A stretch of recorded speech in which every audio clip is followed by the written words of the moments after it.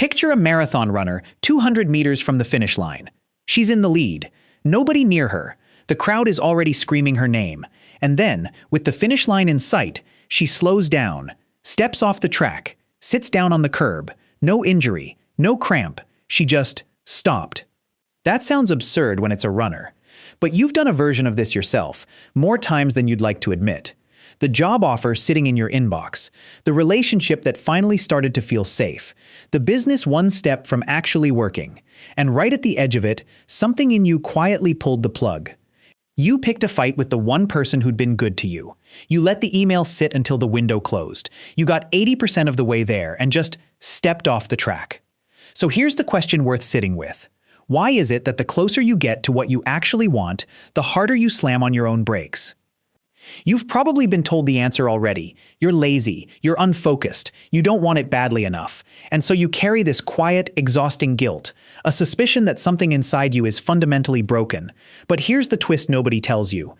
Your brain isn't broken when it does this.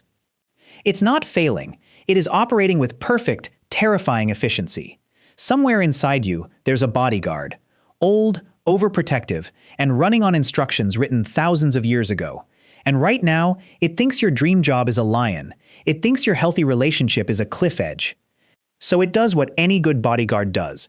It drags you back to safety, whether you ask for it or not. This video is going to unmask that bodyguard, show you exactly how it operates, why it picked you, and, more importantly, how to finally get it on your side. Because once you understand what it's actually doing, you stop fighting yourself, and you start winning. Chapter 1. The Tuesday Midnight Cleanup.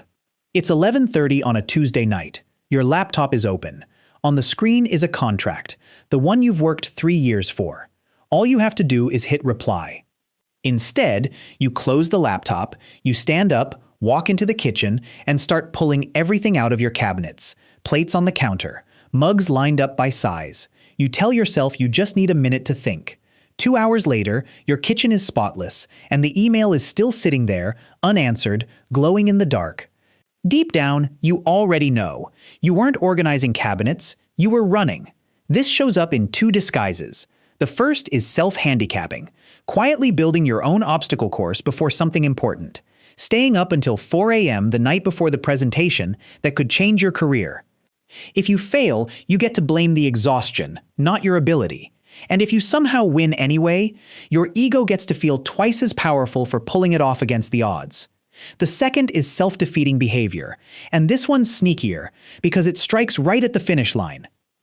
You get a project to 80% completion and just walk away from it. You find a flaw in your work so glaring that you have to tear the whole thing down and start over. You pick a small, petty argument with someone who loves you, right when things were starting to feel good. Here's the part almost nobody talks about.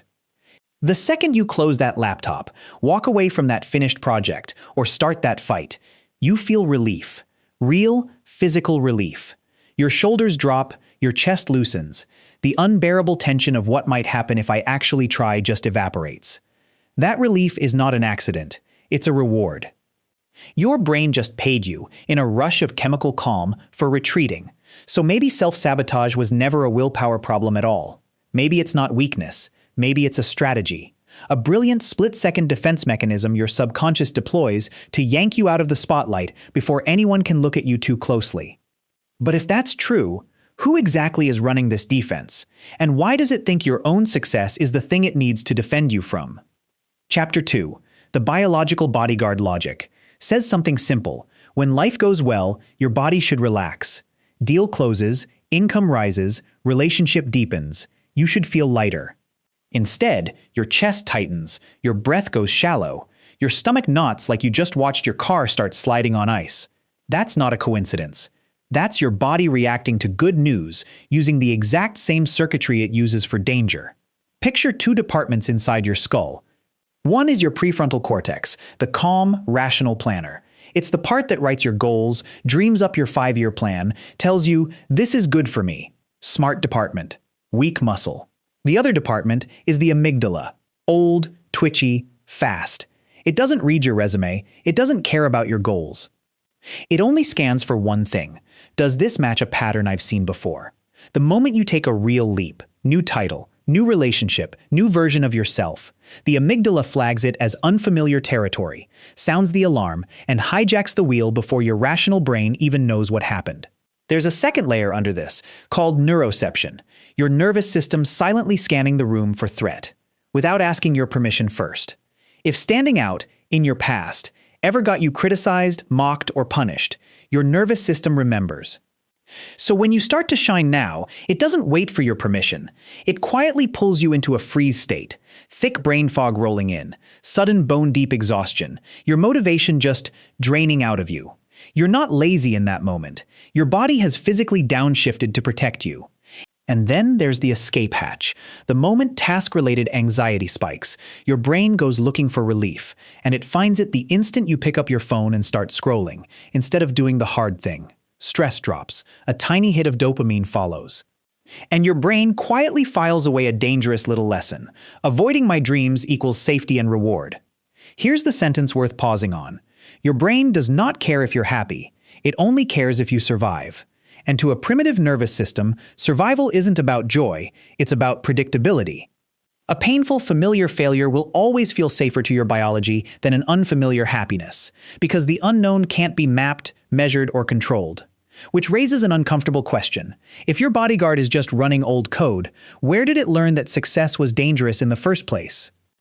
Chapter 3. The Cold Comfort of the Prison Cell. In 1967, psychologist Martin Seligman ran a now famous experiment on 3 groups of dogs in harnesses. One group could stop a mild shock by pressing a lever. Another couldn't stop it no matter what they did.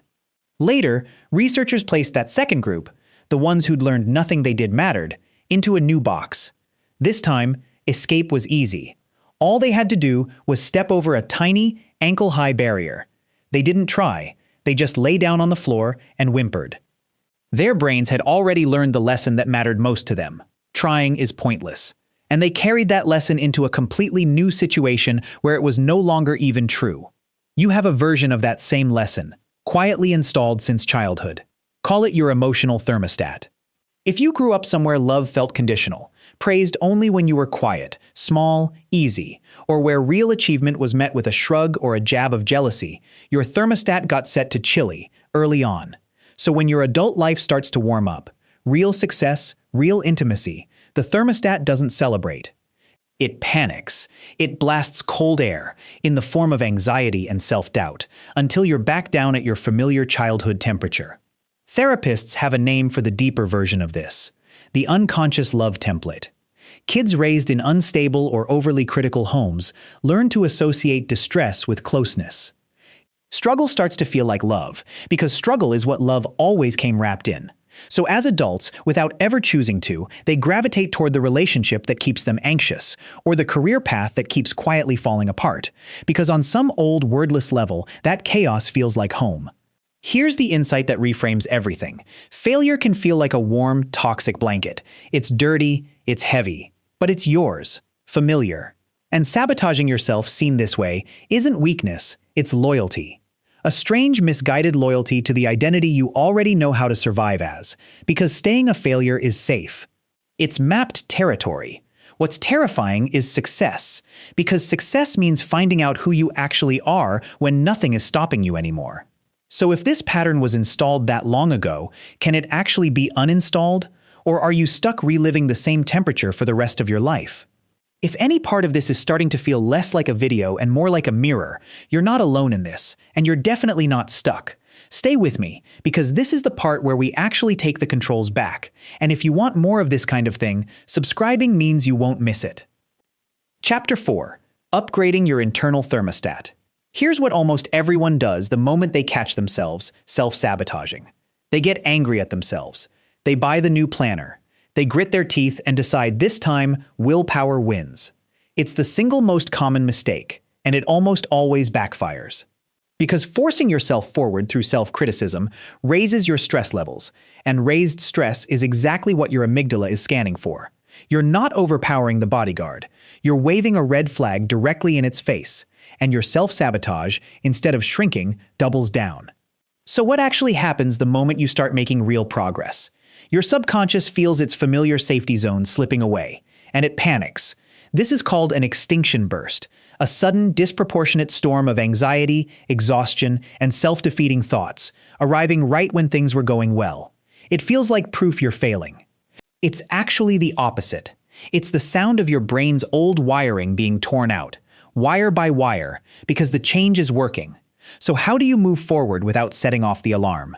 You go small, smaller than feels necessary. Break your goal into micro steps, so tiny they slip in completely under your amygdala's radar. Not launch the business, just open the document. Not have the hard conversation, just send one text. Each micro win you complete rebuilds a small deposit of trust between you and yourself, one drop at a time, until your nervous system starts believing you again. And because your amygdala doesn't speak logic, it never has, and it never will, you can't argue your way past it. You have to speak its language instead, the body. The next time you feel the urge to slam the laptop shut or start the fight, try this. Pause for 10 seconds. One slow breath in. Feel your feet flat on the floor. That's it. That tiny physical signal tells your nervous system we are actually safe right now, and it hands the wheel back to the part of your brain that can actually plan, choose, and finish what it started. And here's the deepest shift of all. You don't win this by declaring war on your self-sabotaging side and trying to kill it off. You win by turning around and thanking it. Because the moment you realize this enemy was actually an exhausted bodyguard doing its clumsy best to protect you with outdated tools, the war inside you just quietly ends. And something better begins. Partnership. Conclusion. The next time you catch yourself cleaning the kitchen at midnight, instead of hitting send, or picking a fight the moment things start feeling good, you won't spiral into self-hatred. You'll stop. You'll take one slow breath. And you'll recognize the invisible hand that's been trying this whole time in its own broken way to keep you safe. Your brain was never addicted to failure. It was addicted to safety. And you are no longer that small child who had to shrink themselves just to be loved. You are an adult now, fully capable of standing in the warmth of your own success without flinching.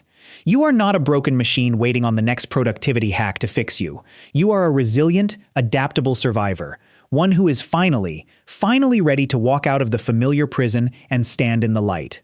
Your brain would rather keep you locked safely in a familiar cage than let you fly into an unknown sky. But here's the truth it's been hiding from you. The cage door has been unlocked this entire time. It's time to show your bodyguard that it's safe to land.